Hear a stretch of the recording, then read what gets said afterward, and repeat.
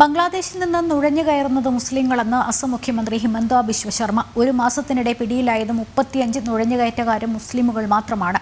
ബംഗ്ലാദേശ് ഹിന്ദുക്കൾ അനധികൃതമായി അതിർത്തി കടന്നു വരുന്നില്ലെന്നും ഹിമന്ത ബിശ്വ ശർമ്മ പറഞ്ഞു. വിവരങ്ങളുമായി ജിഷ്ണു ചേരുന്നുണ്ട്. ജിഷ്ണു, ഈ അതിർത്തിയിലെ സാഹചര്യം ഹിമന്ത ബിശ്വ ശർമ്മ എങ്ങനെയാണ് വിവരിച്ചത്? നുഴഞ്ഞുകയറ്റം മുസ്ലിങ്ങളുടേതാണ് എന്നുള്ളതാണ്. എന്താണ് വിവരങ്ങൾ?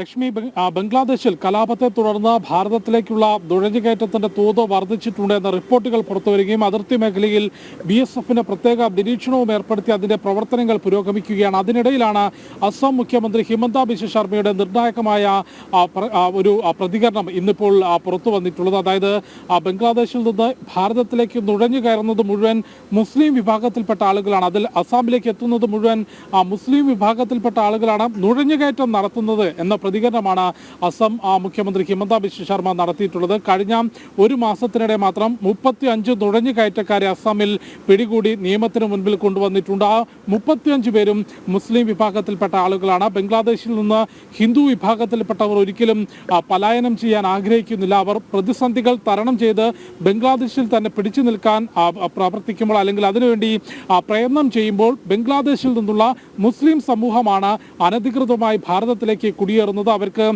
അസാമിൽ കൃത്യമായ നിയമത്തിന് മുൻപിലേക്ക് അവരെ കൊണ്ടുവരുന്നതിനും അവരെ പിടികൂടുന്നതിനുമുള്ള പ്രവർത്തനങ്ങൾ നടക്കുന്നുണ്ട്. എന്നാൽ ചില സംസ്ഥാനങ്ങളിൽ അവരെ വോട്ട് ബാങ്കായി ഉപയോഗിക്കുന്നു എന്ന കൃത്യമായ ആരോപണം കൂടി ഹിമന്ത ബിശ്വ ശർമ്മ മുൻപോട്ട് വെച്ചിട്ടുണ്ട്. അത് വളരെ കൃത്യമായും ബംഗാൾ മുഖ്യമന്ത്രി മമതാ ബാനർജിയെ ചൂണ്ടിക്കാട്ടിക്കൊണ്ടാണ് അത്തരത്തിലൊരു ആരോപണം ഹിമന്ത ബിശ്വ ശർമ്മയുടെ ഭാഗത്ത് ഉണ്ടായിട്ടുള്ളത്. ബംഗ്ലാദേശിൽ നിന്ന് നുഴഞ്ഞു കയറിയിട്ടുള്ള മുസ്ലിം വിഭാഗത്തിന് അനധികൃതമായി വോട്ടവകാശം നൽകിക്കൊണ്ടൊരു വോട്ട് ബാങ്കായി ബംഗാളിൽ മമതാ ബാനർജി അവരെ കൊണ്ടു നടക്കുന്നു എന്ന വലിയ ആരോപണം BJP ഇതിനോടകം തന്നെ മുൻപോട്ട് വെക്കുന്നുണ്ട്. ഏതായാലും ബംഗ്ലാദേശിൽ നിന്ന് നുഴഞ്ഞു കയറുന്നത് മുഴുവൻ മുസ്ലിം വിഭാഗത്തിൽപ്പെട്ട ആളുകളാണ് എന്നുള്ളതാണ് ഇപ്പോൾ അസം മുഖ്യമന്ത്രി ചൂണ്ടിക്കാട്ടിയിട്ടുള്ളത്. ബംഗ്ലാദേശിലെ കലാപത്തിന്റെ പശ്ചാത്തലത്തിൽ ഇത്തരത്തിൽ നുഴഞ്ഞുകയറ്റം വർദ്ധിച്ചപ്പോൾ അസം, മേഘാലയ, ത്രിപുര, പശ്ചിമ ബംഗാൾ അതിർത്തികളിൽ ഈ സംസ്ഥാനങ്ങളുമായാണ് ബംഗ്ലാദേശിൽ നേരിട്ട് അതിർത്തി പങ്കിടുന്നത്. അവിടങ്ങളിൽ പ്രത്യേക സുരക്ഷയും BSFന്റെ നിരീക്ഷണവും ഏർപ്പെടുത്തിയിരുന്നു. ലക്ഷ്മി, ജിഷ്ണുവാണ് വിവരങ്ങൾ നൽകിയത്.